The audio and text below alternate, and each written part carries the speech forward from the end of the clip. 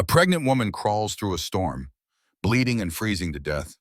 Her husband just threw her from his car and drove away, leaving her to die. But what he doesn't know is that she's wearing a wire. She survived.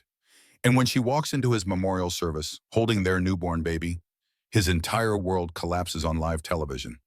This is the story of Rebecca Hartley, the woman who came back from the dead to destroy the man who tried to kill her. Before we begin, hit that like button, drop a comment telling us where you're watching from, and subscribe so you never miss stories of justice like this. Trust me, you'll want to hear every single word of what happens next. The dashboard camera captured everything in harsh, mechanical detail. Rain hammered against the windshield of the black Range Rover, each drop exploding like a tiny tom bomb against the glass. The wipers thudded back and forth in a rhythm that matched Rebecca Hartley's racing heart. Thunder rolled across the dark Connecticut hills, shaking the trees that lined the desolate forest road. "Get out," Derek Hartley said. His voice was ice, sharp enough to cut through the storm's fury. "Derek, please," Rebecca whispered, her hands instinctively protecting the 7-month swell of her belly. "The baby, just take us home. We can talk about this." "There's nothing left to talk about." He didn't look at her. His jaw was set like stone, his knuckles white on the steering wheel. "You had your chance to do this the easy way." Lightning split the sky, turning everything white for one terrible second. In that flash, Rebecca saw the truth in her husband's eyes. This wasn't anger. This wasn't a fight that could be smoothed over with apologies and promises. This was something far more terrifying. This was the end he had planned. "Marcus," she tried again, her voice breaking. "I'm your wife." "Not for much longer." He opened his door. The wind screamed into the car, bringing rain that soaked the leather seats in seconds. He walked around the front of the vehicle, his expensive shoes splashing through puddles that reflected the headlights like pools of blood. When he opened her door, Rebecca pressed herself back against the seat. "No, please, no, ho." His hand shot out and grabbed her wrist. Pain shot up her arm as his fingers dug into her skin hard enough to bruise and tear it out. "I said get out." "Derek, you're hurting me." "Good." He yanked her from the bunk. Her feet hit the muddy ground and immediately slipped. She would have fallen if he hadn't been gripping her so tightly. "You want to know what hurts? Watching you play innocent. Watching you pretend you don't know what you've done." "I haven't done anything." Tears mixed with rain on her face. "Derek, please, I love you." He laughed, a sound like breaking glass. "Love you don't even know what that word means." His other hand pressed against her shoulder, pushing her backward. "You made me look like a fool. Rebecca, you embarrassed me in front of everyone who matters." "I didn't. Whatever you think I did, you're wrong." But he wasn't listening. He shoved her hard, both hands on her shoulders. Rebecca's feet flew out from under her. She hit the ground on her back, the impact driving the air from her lungs. Pain exploded through her body as she landed in a ditch filled with cold, muddy water. She gasped, choking, her hands scrambling for purchase on the slick embankment. "Derek," she screamed, but he was already walking back to the car. "Marcus, please, the baby." He stopped only once, turning to look down at her from the road. Rain ran down his face, plastering his dark hair to his forehead. In the red glow of the taillights, he looked like a stranger. "You made your bed," he said quietly. "Now lie in it." Then he got into the car. The engine roared. Gravel sprayed as the tires spun, finding traction. The headlights swung away, taking all the light with them, and Rebecca was alone in the darkness. For a moment, she couldn't move. She lay in the mud, rain pouring into her open mouth, thunder shaking the ground beneath her. Then the baby kicked, one small desperate flutter against her ribs. "Oh God," she whispered. "Oh God, please no." She tried to stand. Her legs were shaking so badly she could barely support her own weight. The mud sucked at her shoes, pulling her down. Wind tore at her soaked dress, and she realized with horror that she was already dangerously cold. Hypothermia. She'd read about it in one of the pregnancy books. How quickly it could set in, how fatal it could be for the baby. She had to move, had to find help. But when she looked around, all she could see was darkness. The forest pressed in on all sides, trees bending and groaning in the wind. There were no lights anywhere, no houses, no cars, no signs of human life. only the storm, and the terrible certainty that her husband had left her here to die. Tell us what time you're watching and where you're tuning in from. Drop a comment below. We'd love to hear from you. The Hartley estate looked like something from a fairy tale. White columns rose 3 stories high, supporting a portico where a crystal chandelier glittered even in daylight. The gardens stretched for acres, perfectly manicured lawns giving way to rose beds that bloomed in careful geometric patterns. This was old money, the kind that whispered rather than shouted. Rebecca stood on the terrace in her Dior gown, one hand resting on her belly, watching the charity gala guests arrive. Black cars lined the circular driveway, disgorging women in designer dresses and men in $1,000 suits. Flashbulbs popped as photographers captured every arrival. "You look stunning, sweetheart." Derek's arm slid around her waist. He pulled her close, pressing a kiss to her temple for the cameras. His cologne was subtle and expensive. Everything about Derek Hartley was expensive. "Thank you," she said, smiling up at him. This was the man she'd fallen in love with 4 years ago. Handsome, confident, successful. When he'd walked into that charity auction where she was working as a marketing consultant, he'd looked at her like she was the only person in the room. By the end of the night, he'd asked for her number. 2 months later, they were inseparable. "The mayor's here," Derek murmured, his hand tightening slightly on her waist. "Remember what we talked about? Smile, be charming, but let me handle the conversation about the waterfront development deal." Something flickered in Rebecca's chest, a tiny warning bell. "Of course," she said. The gala was perfect. The food was catered by a Michelin star chef. The string quartet played Vivaldi. Rebecca moved through the crowd, accepting congratulations on the pregnancy, laughing at jokes she'd heard a dozen times before.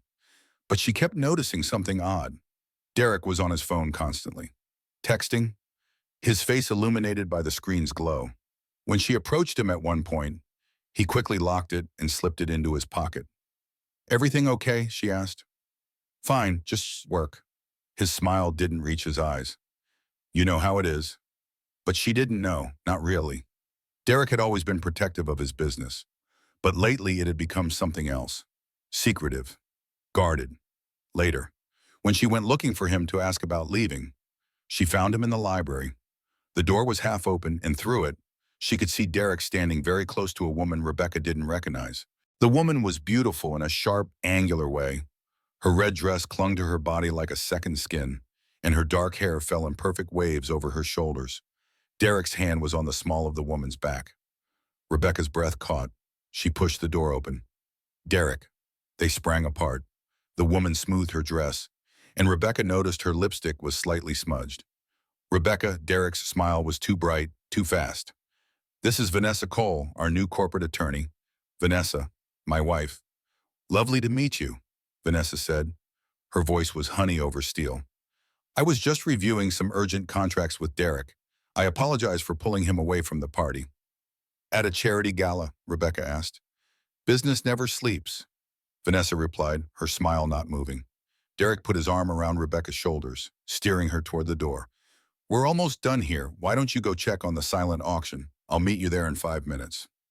Rebecca went, but as she walked down the hallway, she heard Vanessa laugh softly, and Derek's responding chuckle. The sound made her stomach twist. That night, after all the guests had left, Rebecca lay in bed staring at the ceiling. Derek was in the shower. His phone was on the nightstand, face down. She'd never looked at his phone before, never felt the need to. Trust was the foundation of marriage, wasn't it? But her hand reached out almost of its own accord. She turned it over, pressed the home button. It was locked. Of course, but the notifications were visible on the screen.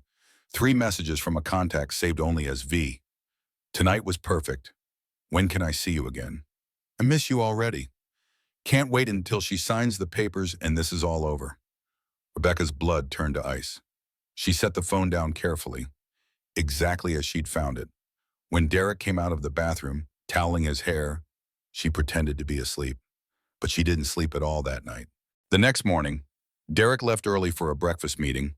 Rebecca waited until his car disappeared down the driveway. Then she went to his study. She'd never gone through his things before.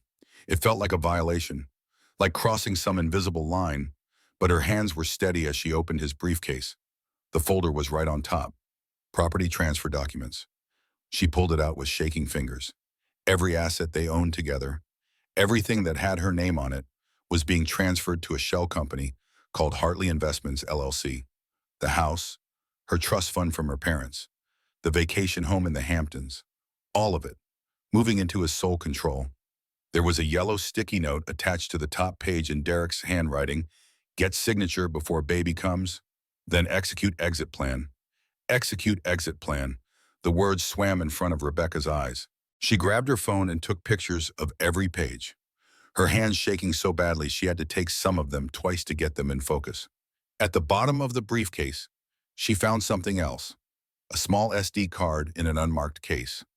She took it, then she put everything back exactly as she'd found it, closed the briefcase, and walked out of the study. She drove straight to Grace Mitchell's apartment in the city. Grace Mitchell had been Rebecca's best friend since college. While Rebecca had gone into marketing, Grace had become an investigative journalist for the New York Times. She'd won a Pulitzer for exposing corruption in the state Senate. If anyone could help make sense of what Rebecca had found, it was Grace. "Show me everything," Grace said, her laptop already open on her kitchen table. Rebecca spread out the printed photos of the documents. Grace's face grew darker with each page. "This isn't just infidelity, Becca," Grace said quietly. "This is fraud, identity theft. He's stealing your entire legal existence." "But why?" Rebecca's voice broke. "We have money. My trust fund isn't even that large compared to his company's worth." Grace pulled up something on her laptop. "That's what I thought, so I did some digging." She turned the screen toward Rebecca. "Hartley Global Industries has been hemorrhaging money for the past 18 months. There's a federal investigation into their accounting practices. Investors are threatening lawsuits. Your husband's company is on the verge of collapse." Rebecca stared at the financial reports Grace had pulled up. Red numbers everywhere. Debt measured in tens of millions. "He needs your money to cover the losses." Grace continued. "Your trust fund, the house equity, everything. But he can't access it while you're alive and alert. So he needs you to sign it over." "And then what?" Rebecca whispered. Grace's silence was answer enough. "We need to build a case," Grace finally said. "Get more evidence. Catch him in the act. I know a private investigator. A good one. And you need a lawyer. If Derek finds out I'm investigating him, then we do this quietly, carefully." Grace reached across the table and took Rebecca's hand. "You're not alone in this, Becca. I promise." Over the next 2 weeks, Rebecca became someone she barely recognized. She smiled at Derek over breakfast, laughed at his jokes, went to his business dinners, and played the perfect wife. But underneath, she was documenting everything. She opened a secret bank account under her maiden name. She copied Derek's files whenever he left his study unlocked. She wore a tiny recording device in her purse that captured his phone calls when he thought she wasn't listening. The private investigator Grace hired followed Vanessa. The photos came back damning. Derek and Vanessa at hotels downtown. Derek and Vanessa having intimate dinners at restaurants where they thought no one would recognize them. Derek and Vanessa meeting with lawyers to discuss asset protection strategies. But the worst discovery came when Rebecca finally managed to access the SD card. It contained recordings, audio files of Derek and Vanessa, talking late at night. Rebecca sat in her car in the parking garage of Grace's building, headphones in, and listened. "She's so trusting," Vanessa's voice said, almost pathetic. "Really?" Derek laughed. "That's what made her so easy. She believed every word I said." "When do we move to the final phase?" "Soon, Tom. I'll take her to the cabin next weekend. Remote location, no cell service. I'll get her to sign the papers there. After that," a pause. "Accidents happen in the wilderness all the time." Rebecca ripped the headphones out. She leaned forward, pressing her forehead against the steering wheel, trying not to vomit. He was planning to kill her. Her phone buzzed. A text from Derek. "Sweetheart, I've been thinking. How about a romantic getaway, just us, before the baby comes? I've found a beautiful cabin upstate. This weekend." Her hands shook as she typed back. "That sounds perfect. I love you." She watched the 3 dots appear as he typed. "Love you too." She saved the screenshot. Then she forwarded all the evidence to Grace with a single message. "If anything happens to me, Give this to the police. Grace called immediately. Becca, you can't go. It's too dangerous. I have to, Rebecca said. If I refuse, he'll know something's wrong. He'll change the plan, and we'll never prove what he's doing. I need him to try. I need him on record, confessing. This is insane. I'll wear a wire. I'll have my phone tracking on. You'll know exactly where I am every second. Rebecca's voice was steady now. Grace, this is the only way to stop him. There was a long pause. Okay, Grace finally said. But we do this right. I'm calling Detective Morrison at NYPD. He owes me a favor. We'll have police on standby nearby. Thank you. Becca, Grace's voice was thick. Be careful, please. I will, Rebecca promised. She had no idea how badly that promise was about to be broken. The cabin sat at the end of a dirt road, miles from the nearest town. It was the kind of place that would be charming in a movie. Rustic wood walls and a stone fireplace. Windows looking out over pine forests. But to Rebecca, arriving as the sun set and storm clouds gathered, it looked like a trap closing. Derek carried their bags inside, whistling. He seemed relaxed, happy even. This is perfect, he said, setting the bags down and pulling Rebecca into his arms. Just what we needed, some time away from everything. It's beautiful, she managed. The recording device was hidden in her bra, a tiny piece of technology that felt like it was burning against her skin. They made dinner together. Derek opened a bottle of wine, poured himself a glass, and offered one to Rebecca. I can't, she said. The baby. Right, of course. He smiled, but something flickered behind his eyes. I keep forgetting. After dinner, they sat by the fireplace. The storm had arrived in full force now. Rain drumming against the roof. Derek's phone buzzed repeatedly, but he ignored it. No work tonight, he said. Tonight is just about us. Rebecca took a breath. Derek, I need to talk to you about something. What's that? I found some papers in your briefcase, property transfer documents. He went very still. You went through my briefcase. You left it open. I saw my name. She kept her voice steady, neutral. What are they for? Derek set his wine glass down slowly. It's just standard estate planning. Rebecca, making sure everything's organized for when the baby comes. But it transfers everything into a company I've never heard of. It's for tax purposes. My accountant recommended it. He smiled, but it didn't reach his eyes. You don't need to worry about the business details. Sweetheart, that's my job. I'd like to understand it. Would you? He stood up, walked to the window. Lightning flashed, illuminating his profile. Or do you not trust me? Of course I trust you. Do you, he turned to face her. Because lately you've been acting strange, distant, like you're hiding something. Rebecca's heart hammered. I'm not hiding anything. Really? Then why did you call Grace last week and meet her for 3 hours? What were you two talking about? The room seemed to tilt. How did you know about that? I know everything, Rebecca. He walked toward her slowly. I've been tracking your phone for months. I know everywhere you go, everyone you talk to. Did you really think I wouldn't notice? She stood up, backing away. Derek, you're scaring me. Good. His mask dropped completely. The loving husband vanished, replaced by something cold and calculating. You should be scared. You've been digging into things that don't concern you. Making copies of my files, talking to lawyers. I don't know what you're talking about. Don't lie to me. He grabbed her wrist, yanked her close. I know about the private investigator. I know about the secret bank account. Did you really think you were clever enough to hide it from me? Pain shot through her arm.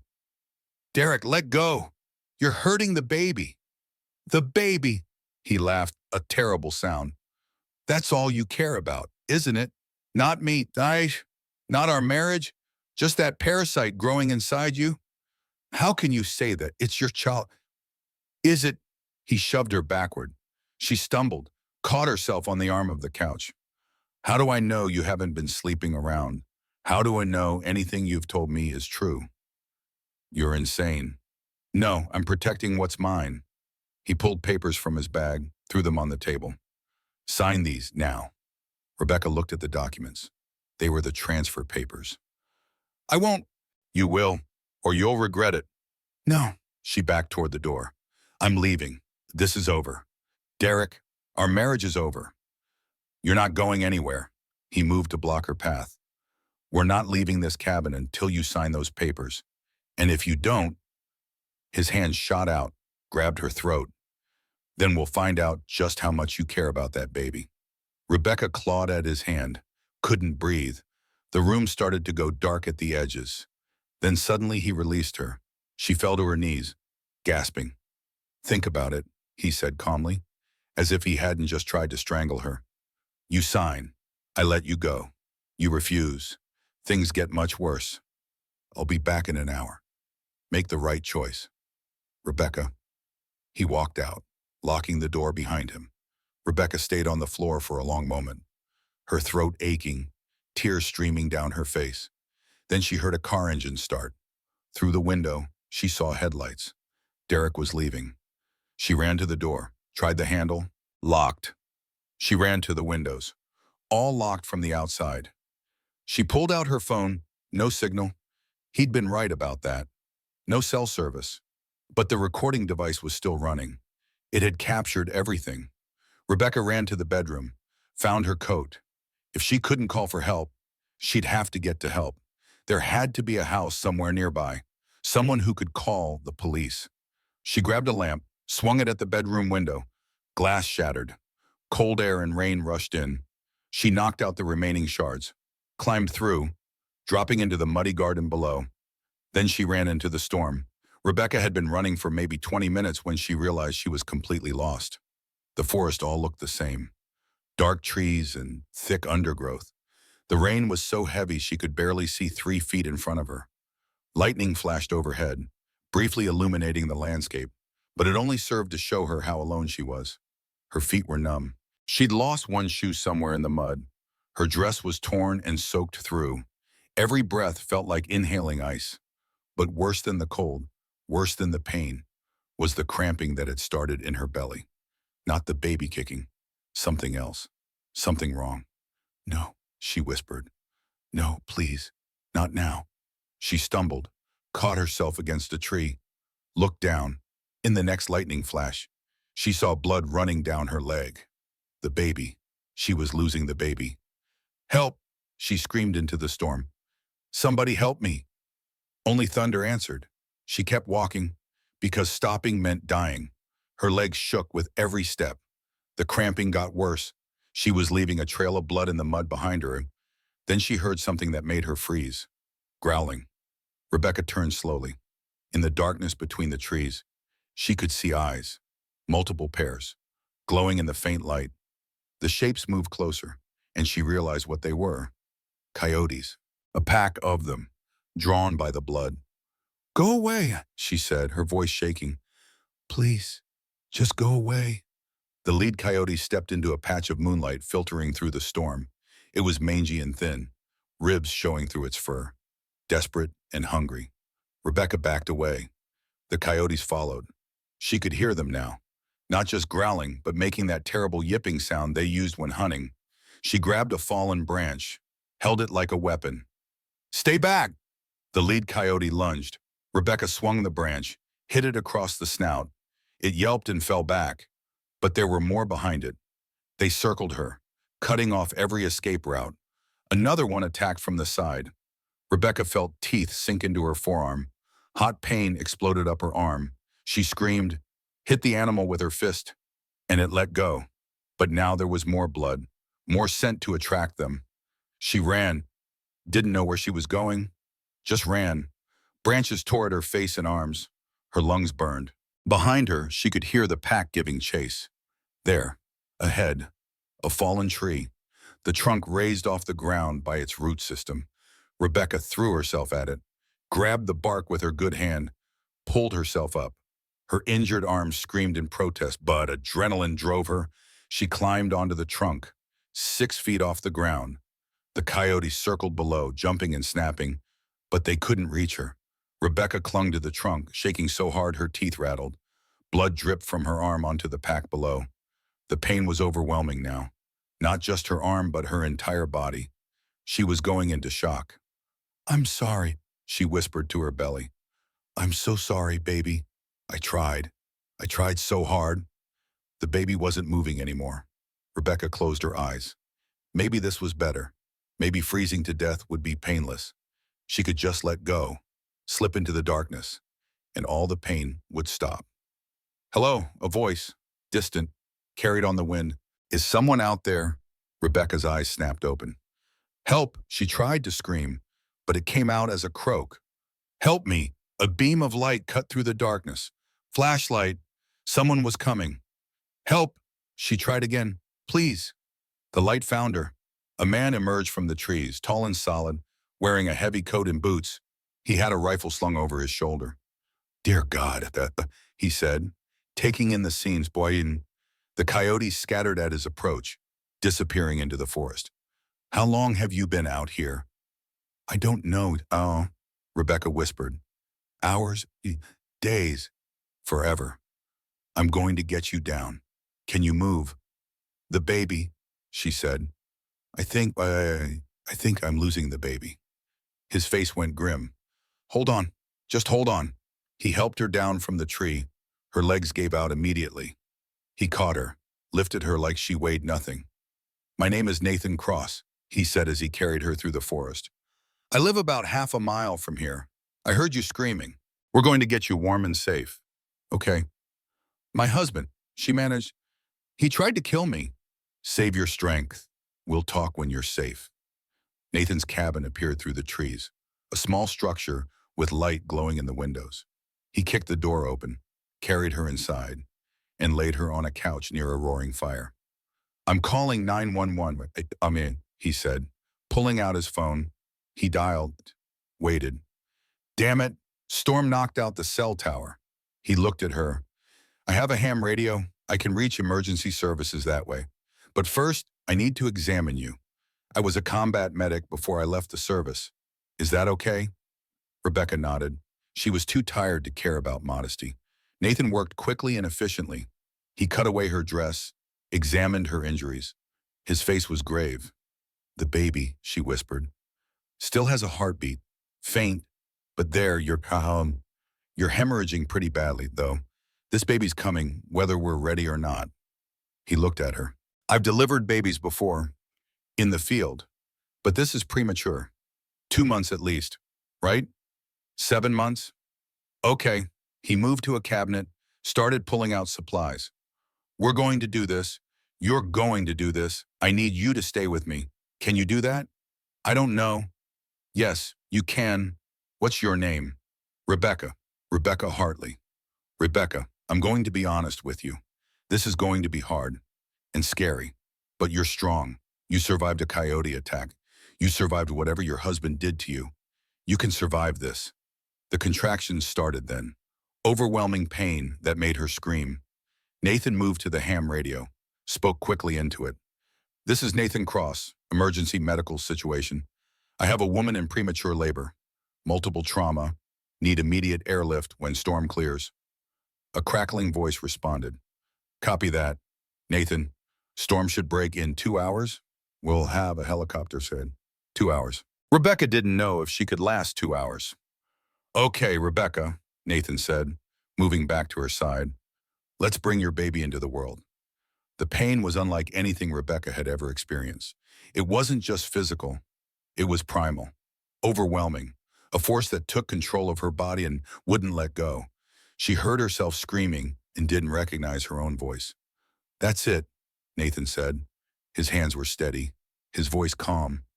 "You're doing great. I can see the baby's head. One more big push." "I can't," Rebecca sobbed. "I can't do this." "Yes, you can. Your baby needs you to be strong right now. One more push. Rebecca, give me everything you have." She bore down, putting every last ounce of strength into it. And then suddenly there was release. The baby slipped free into Nathan's waiting hands. Silence. Terrible, absolute silence. "No," Rebecca whispered. "No, please, no." Nathan worked quickly, clearing the baby's airway, rubbing her tiny chest. "Come on, little one, come on." Still silence. Rebecca felt her heart breaking. After everything, after surviving the storm and the attack and the labor, her baby was gone anyway. Then the most beautiful sound in the world, a tiny gasping cry. "There you go," Nathan said, his voice thick with emotion. He wrapped the baby in a towel, placed her on Rebecca's chest. "You have a daughter." Rebecca looked down at the impossibly small creature on her chest. She wasn't much bigger than Rebecca's hand, her skin wrinkled and red, her eyes squeezed shut. But she was breathing, fighting. "Hello, Hope," Rebecca whispered, the name coming to her in that instant. "Hello, my brave girl."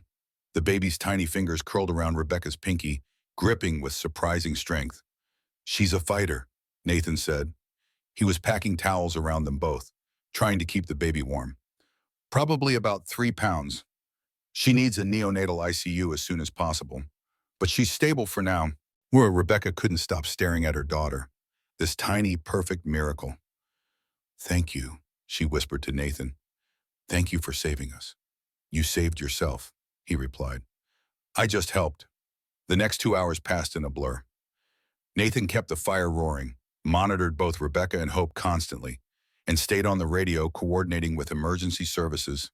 He gave Rebecca water, checked her bleeding, and never once left them alone.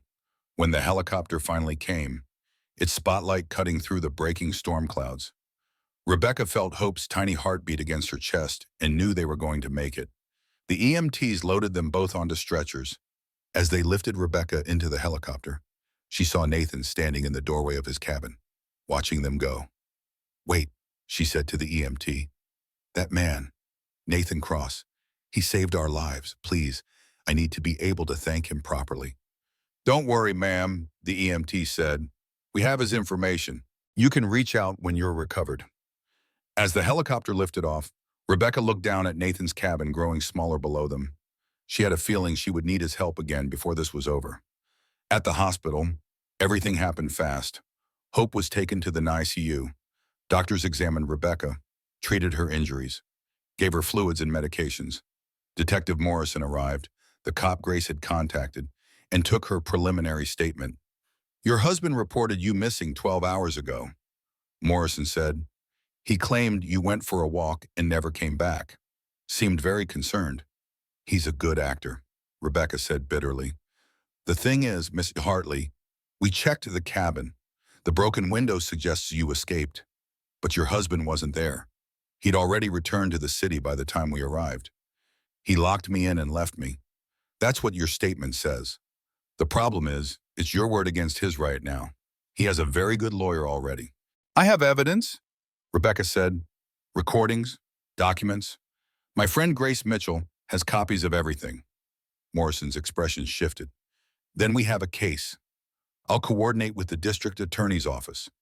But Mrs. Hartley, I need to warn you, your husband is a powerful man. This won't be easy." "I don't care about easy," Rebecca said. "I care about justice." Grace arrived an hour later, bursting into Rebecca's hospital room with tears streaming down her face. "Oh my God, Becca, when you didn't check in, when we couldn't reach you, I thought..." "I'm okay," Rebecca said. "We both are." Grace looked at the baby in the NICU through the window. "She's so tiny. She's strong." Rebecca took Grace's hand. "Grace, I need you to publish everything. All the evidence we gathered. I want the world to know what Derek did. Are you sure once this is public, there's no taking it back?" "I'm sure he tried to kill us. He doesn't get to walk away from this." Grace nodded. "Okay, I'll have the story ready to publish tomorrow morning." "Not tomorrow, but Rebecca said. "Wait 3 days. I have something I need to do first." "What?" Rebecca's smile was cold. "Derek is having a memorial service for me. I saw the announcement online. He's going to stand up in front of everyone and play the grieving husband. I want to be there when he does." Grace's eyes widened. "Becca, that's insane." "No, that's justice." 3 days later, Rebecca stood in a hospital bathroom, looking at herself in the mirror. She'd lost weight, her cheekbones sharp, dark circles under her eyes making her look haunted. Her arm was bandaged where the coyote had bitten her. The white gauze a stark reminder of that terrible night. She looked like she'd been through hell. Good. She wanted Derek to see exactly what he'd done. Hope was stable in the NICU, under constant medical supervision. The doctors had upgraded her condition from critical to serious, then to fair. Rebecca had spent every possible moment by her daughter's incubator, watching the tiny chest rise and fall, counting each breath like a precious gift. She'd learned to change Hope's diaper through the incubator's portholes, had mastered the art of kangaroo care, holding that impossibly small body against her skin. The nurses said Hope was a fighter. Rebecca knew where she got it from. The doctors were cautiously optimistic now. Hope had gained 3 ounces. Her lungs were developing well with the help of surfactant treatments. Her heart was strong. Every milestone felt like a miracle. Grace appeared in the bathroom doorway, breaking Rebecca's reflection. "You sure you want to do this? We can still cancel. You don't owe anyone a dramatic reveal." "Yes, I do." Rebecca turned from the mirror. "He stood in front of cameras and crated about losing me. He set up a memorial fund in my name. He's profiting from my supposed death, Grace. I want to see his face when his lies crumble." "I brought you something to wear." Grace held up a white dress, simple and elegant, the kind of thing you'd wear to a baptism or a new beginning. Thought it would be symbolic. White for innocence, for resurrection, for truth. Rebecca took the dress, felt the soft fabric between her fingers. "It's perfect. Thank you for everything. Grace, for believing me when I had no proof, for helping me gather evidence, for being there when I had no one else." Grace's eyes filled with tears. "You're my best friend. Becca, I'd walk through fire for you. This," she gestured toward the dress, "the plan, everything. This is nothing compared to what you've survived." They hugged. 2 women who'd been friends since college, who'd survived sorority drama and bad boyfriends and career disappointments together. But this was different. This was life and death. At the cathedral, the memorial service was already underway. Black cars lined the street like a funeral procession. Reporters clustered on the steps, kept back by security guards in dark suits. The Gothic architecture of the building loomed against the gray sky, gargoyles staring down at the crowd. Inside, the massive space was packed with people. Derek's business associates in their expensive suits, his family, the Hartleys, sitting in the front row like royalty. Society figures who loved nothing more than a tragic story they could gossip about over brunch. Rebecca stood at the back doors with Nathan beside her. He'd insisted on coming, said he wouldn't let her face this alone. He'd driven her here, held her hand in the car when her courage had wavered, reminded her why she was doing this. "You don't have to be scared," he'd said. "You've already survived the worst thing he could do to you. Everything else is just theater." Now, standing at those massive wooden doors, Rebecca could hear Derek's voice echoing through the cathedral. He was in the middle of his eulogy. "Rebecca was the light of my life," he was saying, his voice thick with manufactured emotion. "When I think about the future we planned together, the child we were going to raise, it breaks my heart. She was taken too soon, stolen by a cruel twist of fate, but her memory will live on through the foundation I'm establishing in her name. The Rebecca Hartley Foundation for Women's Safety will help other women avoid the tragic fate that befell my beloved wife." Rebecca's hands clenched into fists. He was using her death to build his public image, to appear charitable and grief-stricken. The audacity of it made her blood boil. "Ready?" Nathan asked quietly, his hand on her elbow. "Ready?" She pushed open the doors. They swung wide with a sound that echoed through the cathedral like thunder. The heavy wood crashed against the stone walls. The effect was immediate and electric. Heads turned in waves, starting from the back and rippling forward. Gasps rippled through the crowd like a physical force. At the podium, Derek's voice cut off mid-sentence, the word "forever" dying on his lips. Rebecca walked down the center aisle, her heels clicking on the marble floor in a rhythm that sounded like a heartbeat. Click, click, click. The silence was absolute except for that sound and the soft breathing of the baby she carried in her arms. Hope was wrapped in a white blanket that matched Rebecca's dress, sleeping peacefully against her mother's chest. The baby's tiny fist was curled against Rebecca's collarbone, holding on even in sleep. Every eye in the cathedral was on them. Rebecca kept her gaze fixed on Derek. His face had gone chalk white, like all the blood had drained from his body. He gripped the podium with both hands, knuckles white, as if it was the only thing keeping him upright. His mouth opened and closed, but no sound came out. Vanessa Cole sat in the third row, wearing black like she had any right to mourn. When she saw Rebecca, her eyes went wide with shock, then narrowed with something like hatred. "Hello, Derek," Rebecca said when she reached the front. Her voice was steady, amplified by the cathedral's perfect acoustics so every person could hear. "Sorry I'm late to my own funeral. Traffic was terrible." The room erupted. People stood, shouting questions. Cameras flashed like lightning. Somewhere near the back, a woman screamed. The sound bounced off the vaulted ceiling, multiplying. Detective Morrison and two uniformed officers pushed through the crowd from where they'd been waiting near a side entrance. This had all been coordinated. Rebecca had worked with the police, with Grace, with Nathan, to plan every detail. Rebecca turned slowly to face the congregation, making sure everyone could see her clearly. See the bandage on her arm, see the hollows in her cheeks, see the baby in her arms. "My name is Rebecca Hartley," she said, her voice ringing out clear and strong. "3 nights ago, my husband tried to murder me. He locked me in a remote cabin during a storm. He left me to die in the wilderness, all so he could steal my inheritance, collect my life insurance, and start a new life with his mistress." She gestured toward Vanessa, who shrank back in her seat. "But I survived. I crawled through a forest bleeding and hypothermic. I fought off coyotes. I gave birth to my daughter 2 months early in a stranger's cabin because Derek Hartley wanted me dead. But I'm not dead. I'm here. And I brought evidence."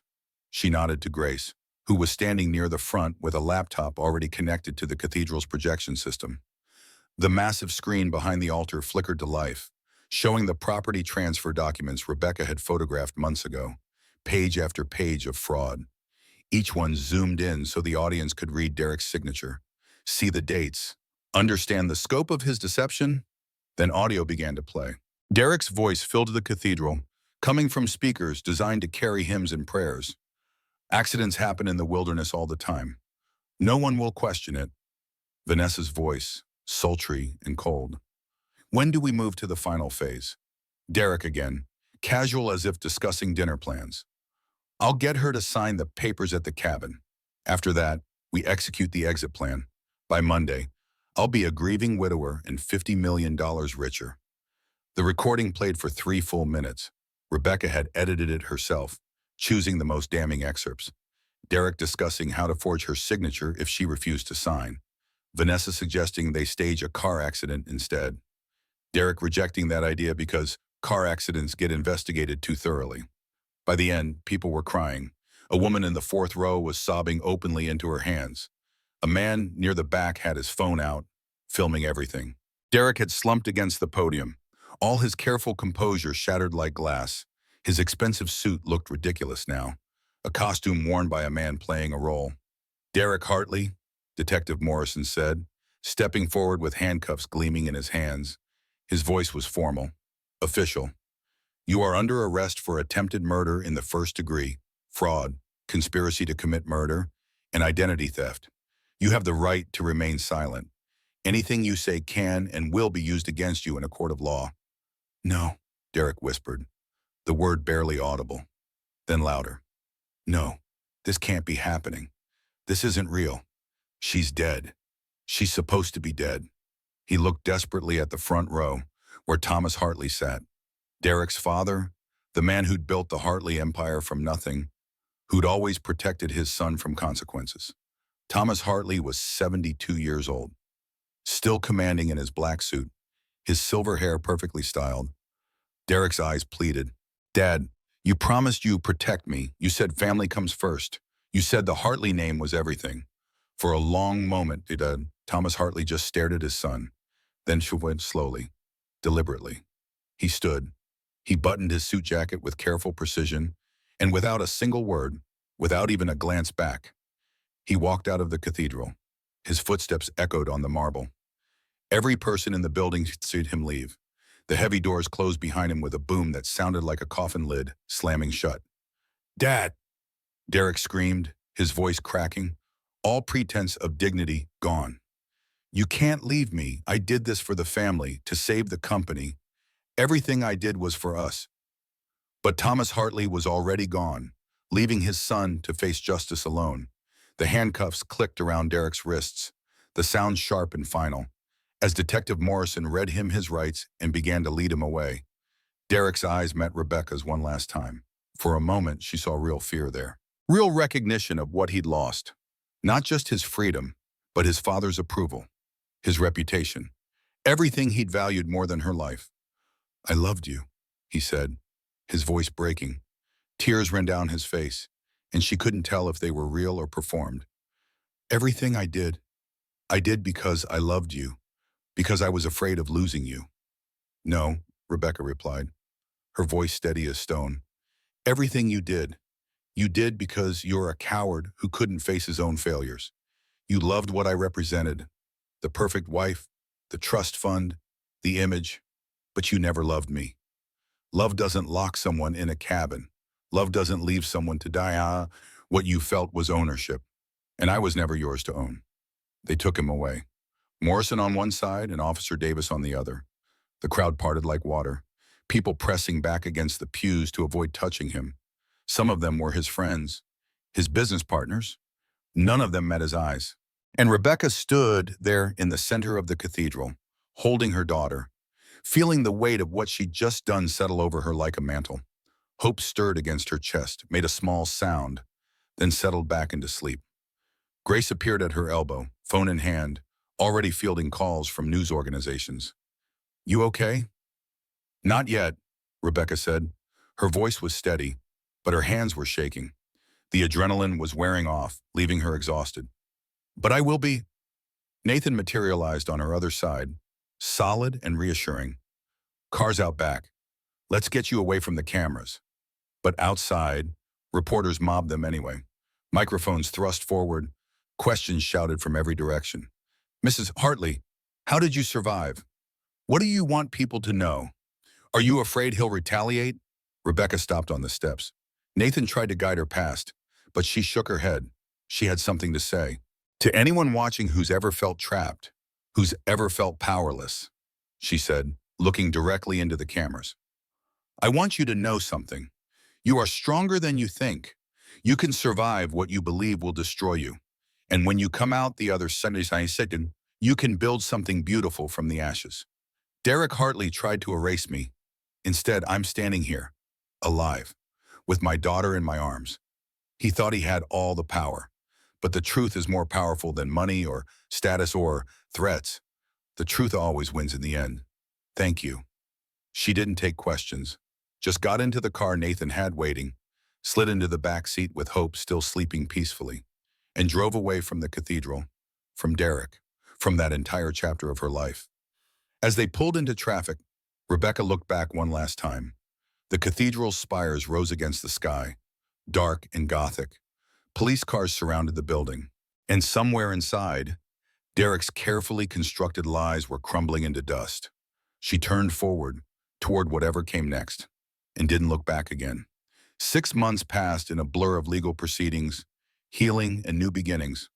Hope grew stronger every day, reaching developmental milestones that made the neonatal doctors shake their heads in quiet amazement.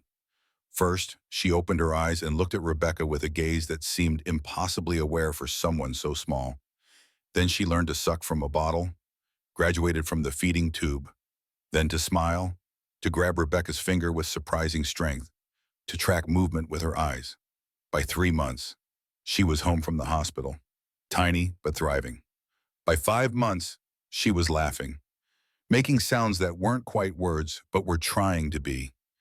Every moment felt like a gift Rebecca had almost lost.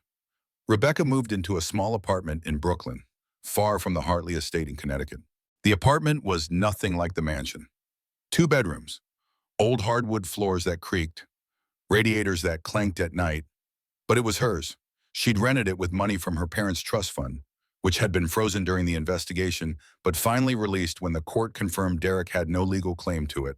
She furnished it simply: a crib for Hope, a comfortable couch, bookshelves that she filled with legal documents, evidence files, and baby books. In the kitchen, she hung a calendar where she marked every important date: doctor's appointments for Hope, meetings with her lawyer, and in bright red, the trial date. The trial began on a Monday in October, leaves turning gold and crimson outside the courthouse windows. Fall in New York was beautiful, the air crisp and clean, but Rebecca barely noticed. The media attention was intense, more than anyone had anticipated. Derek's case had become more than just a local crime story.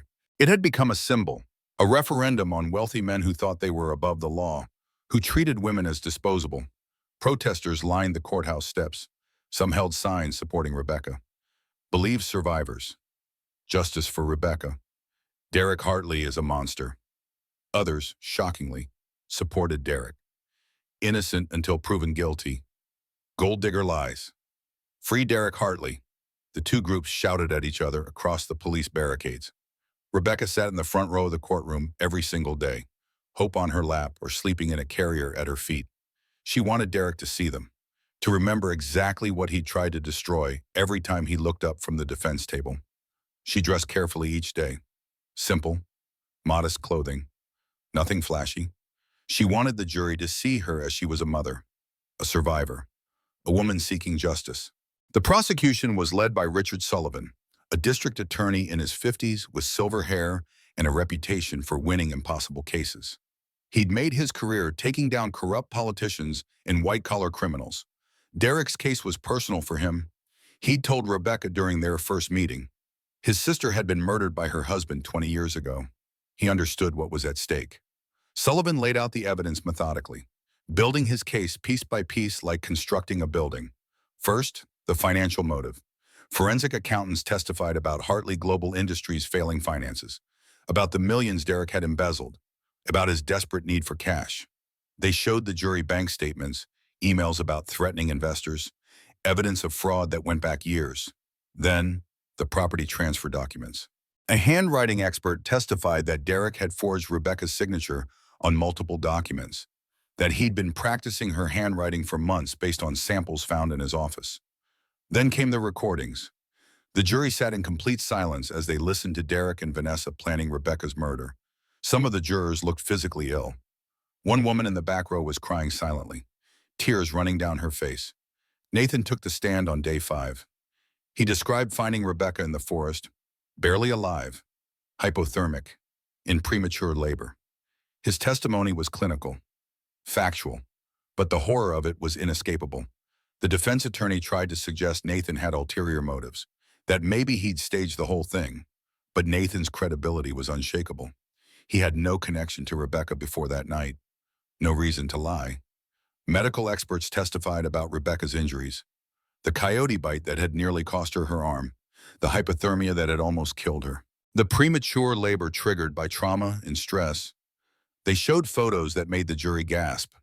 Rebecca's arm torn open, infection spreading, her body covered in bruises and cuts. Hope in the NICU, tubes and wires everywhere, fighting for every breath. Derek's defense attorney, a high-priced lawyer named Jonathan Pierce, tried every angle he could find. He painted Rebecca as an unstable woman suffering from pregnancy hormones and postpartum psychosis who'd invented an elaborate story. He suggested she'd run away on her own, gotten lost in the woods, and now was blaming her husband to cover her own mistakes. But the evidence was overwhelming. Pierce tried to suppress the recordings, claiming they'd been obtained illegally. The judge ruled against him. He tried to exclude the medical evidence, claiming it was prejudicial. The judge ruled against him again. He called character witnesses who testified that Derek was a good man, a pillar of the community, someone who would never hurt anyone. Sullivan demolished them on cross-examination. Did you know Mr. Hartley was having an affair, he'd ask? Did you know he'd embezzled $50 million from his company? Did you know he'd forged his wife's signature on legal documents? One by one, the character witnesses admitted they didn't know Derek as well as they'd thought. The key moment came on day 12 when Vanessa Cole took the stand. She'd agreed to testify against Derek in exchange for a reduced sentence. Her lawyer had negotiated a deal, 15 years instead of 25. Possibility of parole after 10. Vanessa looked different from the confident woman who'd attended the charity gala. Her red dress and perfect hair were gone, replaced by a gray suit and a severe bun. She looked smaller somehow, diminished by the weight of what she'd done. Miss Cole, Sullivan began, standing at the podium with his notes. Please tell the court about your relationship with the defendant. We were having an affair, Vanessa said. Her voice was steady, rehearsed. She'd been coached by prosecutors for weeks.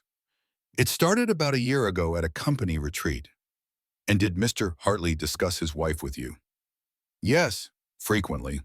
Vanessa's hands were folded on the witness stand. He said she was an obstacle, that she was naive and trusting, which made her easy to manipulate.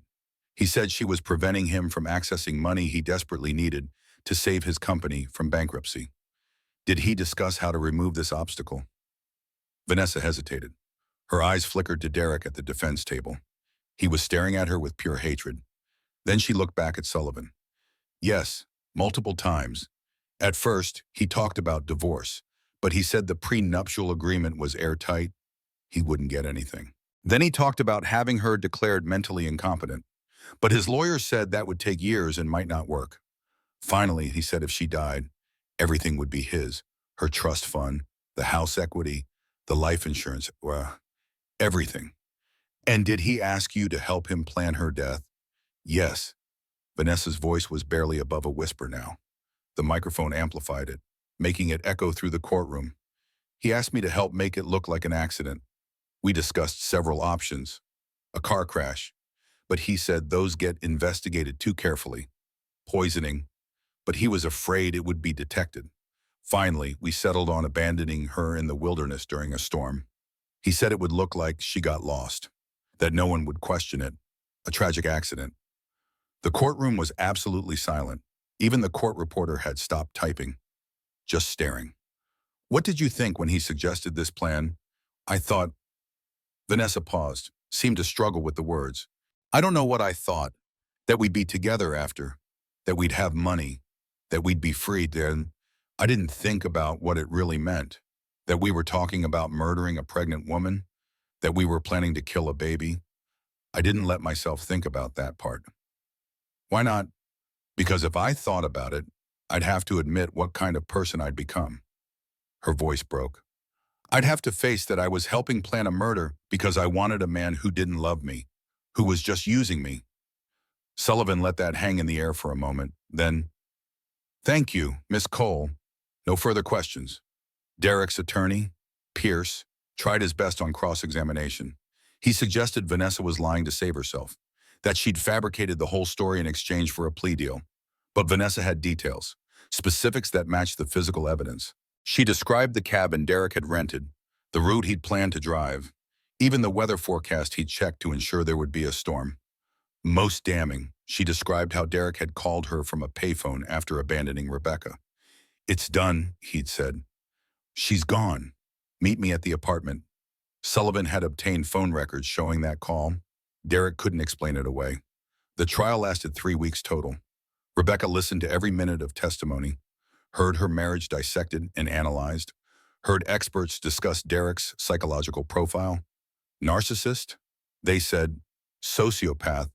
Someone with no real empathy, who saw other people as objects to be used. She heard her own trauma described in clinical terms: post-traumatic stress disorder, dissociation, hypervigilance.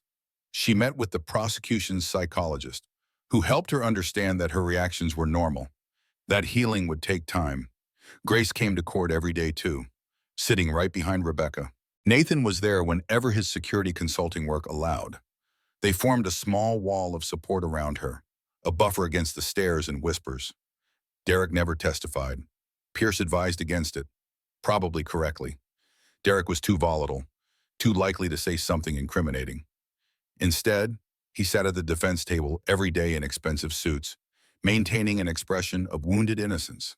On a Friday afternoon in late October, with early darkness falling outside, the jury returned with a verdict after deliberating for only 6 hours. The courtroom was packed. People had been lining up since dawn for the limited public seating. News cameras were set up outside, reporters doing live broadcasts. Has the jury reached a verdict? Judge Patricia Brennan asked. We have, Your Honor. The jury foreman, a middle-aged man named Thomas Fletcher, stood with a piece of paper in his hands. On the count of attempted murder in the first degree, how do you find the defendant? Guilty. The words seemed to echo. Rebecca felt something release in her chest. tension she'd been holding for months. On the count of conspiracy to commit murder, how do you find the defendant guilty? On the count of fraud in the first degree, guilty. 8 charges total, 8 guilty verdicts, one after another. Derek showed no emotion through any of it, just stared straight ahead like he wasn't really there anymore, like he'd gone somewhere else in his mind.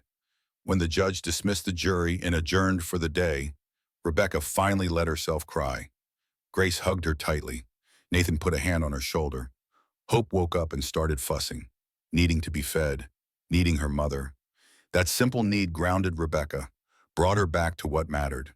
Outside, facing the media, Rebecca gave a brief statement. Justice has been served today, not just for me, but for every victim who's been told no one would believe them. Thank you. The sentencing hearing was scheduled for 2 weeks later. When it came, Rebecca returned to the same courtroom, sat in the same seat. Judge Brennan was a woman in her 60s, known for tough sentences in violent crime cases. Sullivan argued for the maximum. Derek Hartley attempted to murder his pregnant wife for money. He showed no remorse, no conscience, no humanity. He deserves the maximum sentence this court can impose.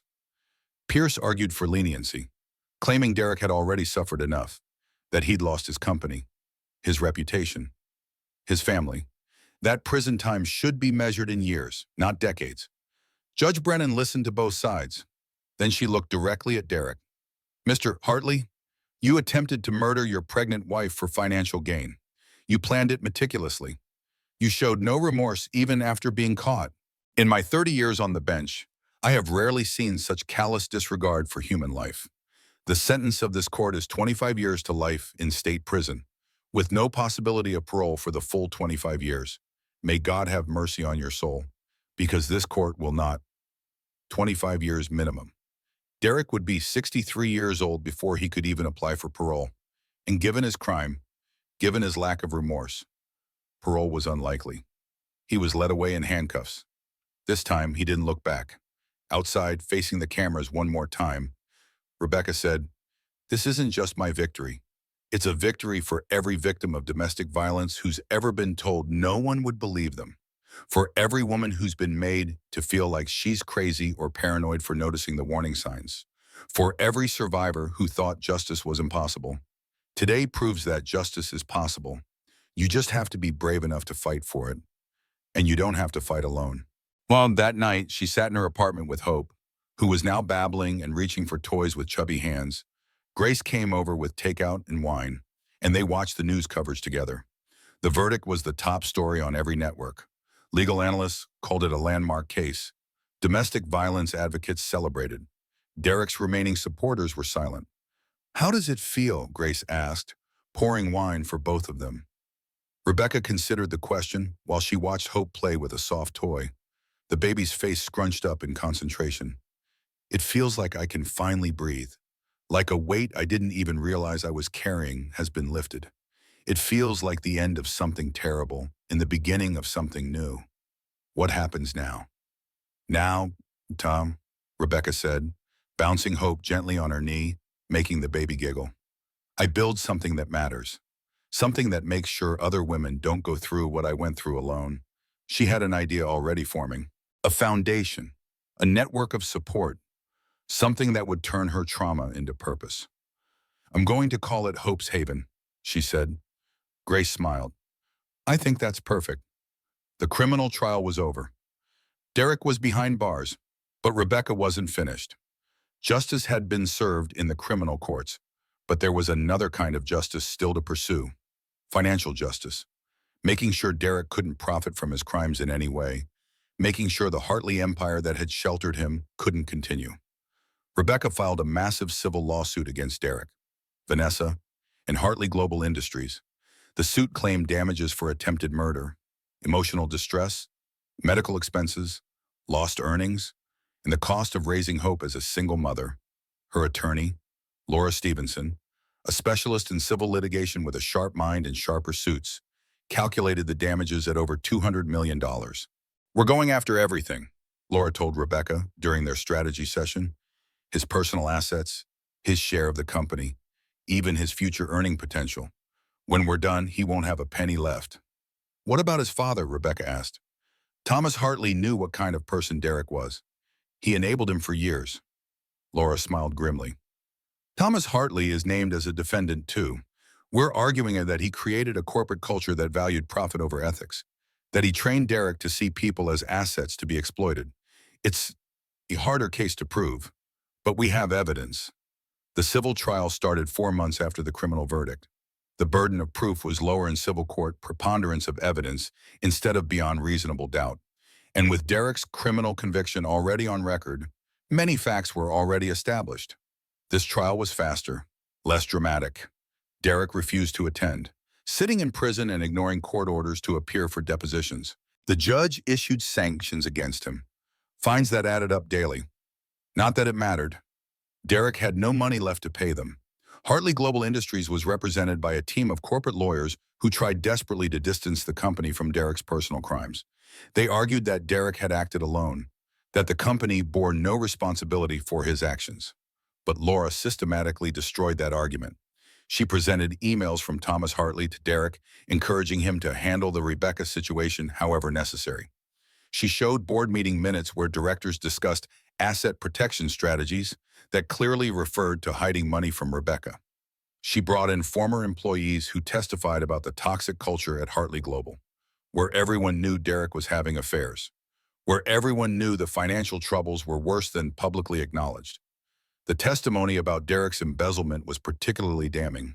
Forensic accountants showed how he'd stolen over $50 million from the company over 3 years, hiding it in offshore accounts. He'd used company funds to pay for his affair with Vanessa, to rent the cabin where he'd planned Rebecca's murder, even to pay for the private investigator he'd hired to follow Rebecca when she'd started gathering evidence against him. Every dollar he spent on trying to kill his wife came from the company. Laura told the jury during closing arguments, Hartley Global Industries funded his conspiracy to murder. They are complicit. The jury agreed, son. They found Derek liable for attempted murder and awarded Rebecca $85 million in compensatory damages. Then they added $42 million in punitive damages, tripling the amount because the crime was so heinous. They found Vanessa liable for conspiracy and awarded another $15 million against her, though everyone knew she'd never be able to pay it. She had no assets, and she'd be in prison for years. Most significantly, they found Hartley Global Industries liable for negligent supervision and corporate malfeasance. The company was ordered to pay $50 million to Rebecca, an amount that would effectively bankrupt it. The total judgment, $192 million, the largest domestic violence civil judgment in New York history. Derek's remaining assets were seized immediately. The Manhattan penthouse he'd shared with Rebecca, already in foreclosure, was sold. The vacation home in the Hamptons, his cars, his art collection, even his watches and cufflinks. Everything went to pay the judgment. Thomas Hartley held a press conference the day after the verdict. He stood in front of the Hartley Global headquarters, cameras and microphones crowded around him. He looked older than Rebecca remembered, his face lined with exhaustion. I stand before you today to announce my resignation as chairman of Hartley Global Industries. Effective immediately, he said, his voice heavy. I failed as a father, Bitten. I raised a son who thought money and power were more important than human life. I created a corporate culture that valued profit over ethics, success over integrity. The Hartley name, which my father built and I expanded, is forever tainted by my son's crimes and my own moral failures. He paused, looking directly into the cameras. To Rebecca Hartley, I offer my deepest apologies. Though I know words are inadequate, you deserve protection, support, and justice. Instead, you receive cruelty from my son and indifference from me. I hope you can find peace in knowing that the system you challenged has been changed. I hope you can build a new life with your daughter, free from the shadow of the Hartley name. Then he turned and walked back into the building. 2 weeks later, Hartley Global Industries filed for bankruptcy. The company was dissolved. Its assets sold off to pay creditors in the judgment to Rebecca. Thousands of employees lost their jobs. Investors lost billions. Rebecca felt no triumph watching the empire crumble. These were real people losing real livelihoods. But she also understood that sometimes corrupt systems need to fall completely before something better can be built. The money, when it finally came through after months of legal wrangling, was more than Rebecca knew what to do with.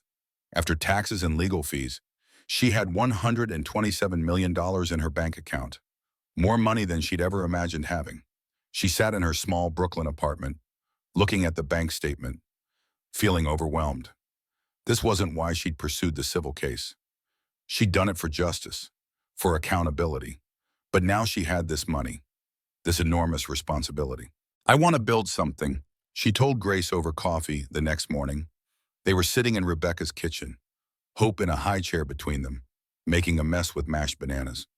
Something that matters. Something that makes sure other women don't go through what I went through alone. Like what? Grace asked, wiping banana off Hope's face. A shelter. No, bigger than that. A network of shelters. Hope's Haven. The name came to her fully formed, feeling right. Places where women escaping domestic violence can be safe, where they can rebuild their lives, where they'll have legal help, job training, therapy, childcare, everything they need to start over. Grace's eyes lit up. That's brilliant. Becca, how many locations are you thinking? As many as the money will fund. 12 major cities to start: New York, Los Angeles, Chicago, Houston, places where the need is greatest. You'll need staff, security, legal advisors. I know. Rebecca looked at Hope, who was now trying to grab her spoon. I want to hire people who understand what these women are going through. Survivors who've rebuilt their lives, social workers, lawyers who will work on their cases pro bono or reduced rates. This is going to be huge, as Grace said. Life-changing for thousands of women. That's the point. Rebecca's voice was firm. Derek tried to destroy me. Instead, he's going to be responsible for saving thousands of women. That's the ultimate justice, turning his evil into something good. Over the next year, Rebecca threw herself into building Hope's Haven with the same determination she'd shown in prosecuting Derek.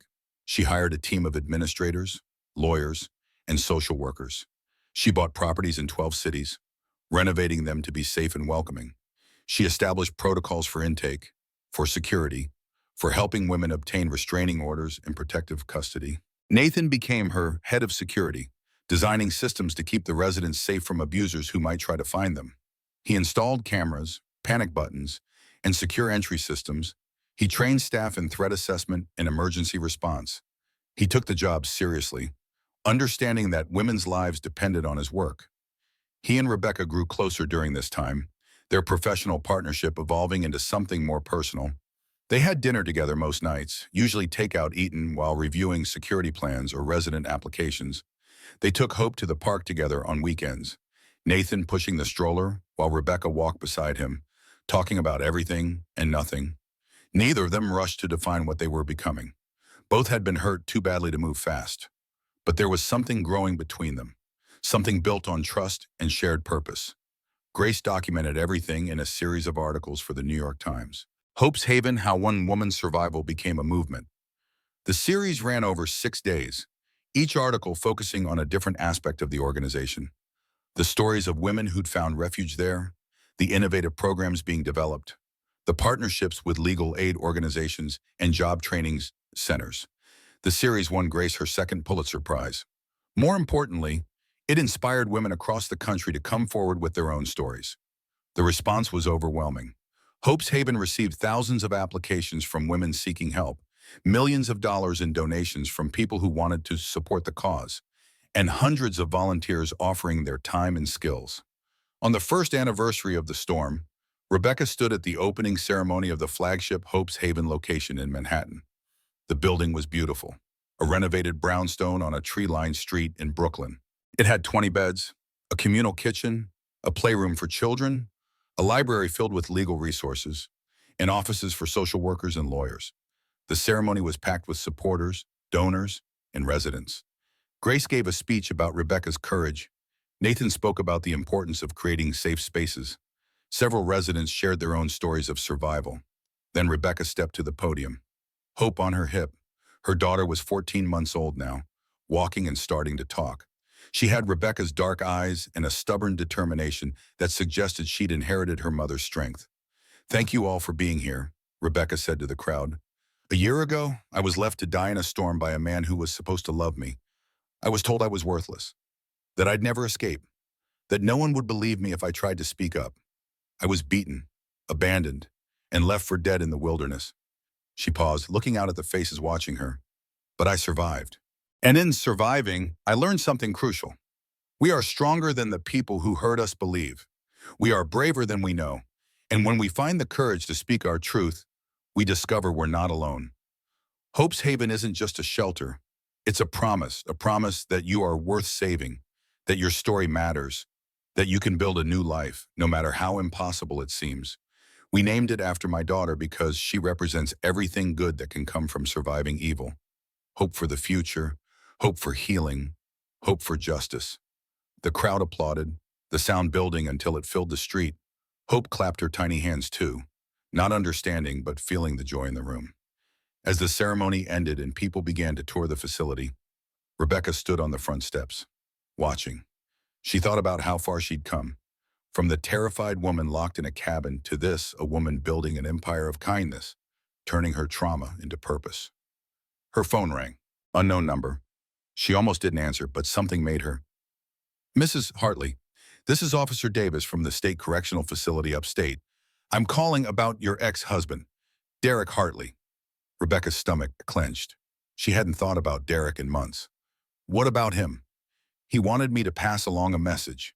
He said to tell you he's sorry, that he understands now what he took from you, and if he could take it back, he would. He said he thinks about you and Hope every day. For a moment, Rebecca couldn't speak. Then, thank you for letting me know. Officer Davis, is there any message you'd like me to send back to him? Rebecca looked at Hope, who was trying to grab a balloon that had drifted too high. She looked at the building behind her, at the women inside who were learning to be safe again. She looked at Nathan, who was talking with security staff, making sure everyone was protected. No, she said finally. Tell him I hope he finds peace. But tell him I don't need his apology. I've moved forward. He's the past, and I'm building the future. She hung up and blocked the number. Derek was behind bars where he belonged. She had more important things to focus on, like the woman waiting inside, ready for her intake interview, like the little girl pulling on her dress, saying, Mama, down like the life she was building, one day at a time, one survivor at a time. This was justice. Not just Derek in prison, but this turning pain into purpose, survival into strength, trauma into transformation. This was what winning really looked like. 2 years after the storm, Rebecca stood on a beach in the Hamptons, watching Hope build sandcastles. Her daughter was 3 now, bright and curious, with Rebecca's dark hair and a stubborn determination that suggested she'd inherited her mother's strength. Nathan walked up beside her, handed her a coffee. Beautiful day. The best, Rebecca agreed. They'd been dating for 6 months now, taking it slow, building something real on a foundation of friendship and mutual respect. Nathan understood her need for independence, for space to heal, and Rebecca appreciated his patience, his quiet strength. I got the final audit back from Hope's Haven, Nathan said. In 2 years, we've helped over 3,000 women escape abusive situations. 92% of them are living independently now. Rebecca smiled. 3,000 lives changed. 3,000 women who found their courage. You gave them that courage. No, they had it all along. I just helped them remember. Her phone buzzed. A text from Grace. Turn on the news. Now. Rebecca pulled out her phone, found a news stream. The headline made her breath catch. Hartley Global Industries executives indicted in massive fraud scheme. Investigation reveals Derek Hartley was part of larger criminal network. The report detailed how Derek's attempted murder of Rebecca had been just one piece of a much larger pattern of corporate crime. His father, Thomas Hartley, was being charged as an accessory. The company had been embezzling from pension funds, bribing politicians, and covering up multiple crimes for decades. Rebecca's case had opened the door. Now the entire corrupt system was coming down. Wow, Nathan said, reading over her shoulder. You didn't just take down Derek. You took down an empire. I never wanted that, Rebecca said. I just wanted justice for myself and Hope. Sometimes justice ripples wider than we expect. That evening, Rebecca sat down to do something she'd been avoiding for 2 years. She wrote in the journal her therapist had suggested she keep. "Dear Hope," she wrote, "someday, when you're old enough to understand, you'll ask about your father. You'll want to know why he's not in our lives, and I'll tell you the truth. I'll tell you that he was a man who chose money over love, who chose cruelty over compassion. But I'll also tell you that his actions, terrible as they were, led to something beautiful. They led to you. They led to Hope's Haven. They led to thousands of women finding their strength. The storm your father threw me into was supposed to destroy me. Instead, it forged me into something stronger than I ever imagined. You are named Hope for a reason, baby girl, because even in the darkest moments, even when death seemed certain, there was hope, and that hope became you. I survived the storm so you could be born, and I built a new life so you could grow up knowing that women are strong, that we fight back, that we protect each other. Your father tried to erase me. Instead, I became unforgettable. That's what I want you to remember. No matter what storms you face in your life, you have the strength to survive them. You come from a line of survivors. Never forget that.